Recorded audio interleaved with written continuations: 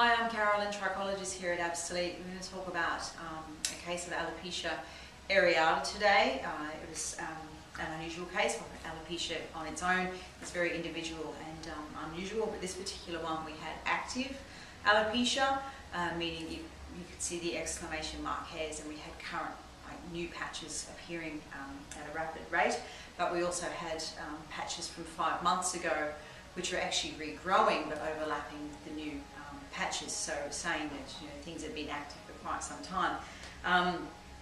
We also found that the hairs that were growing back in the patches from 5 months ago were not growing back properly, so it was telling us that we had something wrong at a cellular level.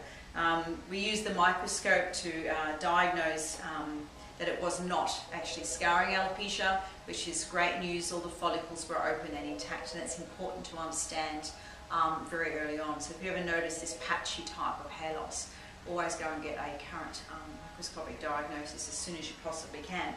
So for alopecia, you always have to focus on not just the symptoms but also the causes. It is autoimmune. No matter where it comes from, the key underlying thing is autoimmune, so it's triggered by your own immune system. You must look at your own health and the nutritional status at the time and the support of the immune system.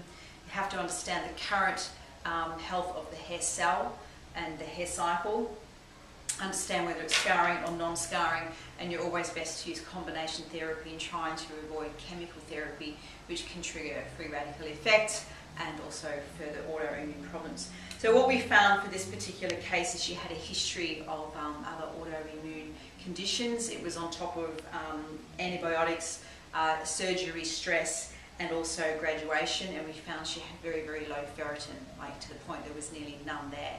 So we had to support her base with nutrition to then raise the ferritin. So we got great results. You can see here this was the area that it was actually growing back when I met her, and then we worked on it for 4 months and we could see that we clearly have regrowth. Now the thing with autoimmune and alopecia, if you don't look after your immune system, it can recur. Okay, so we want to teach you things to check on your immune system, to understand the signs and the symptoms, because you want to work in a state of prevention. So any questions about alopecia or autoimmune, feel free to drop me an email. I'm Carolyn, info@absolute.com.au.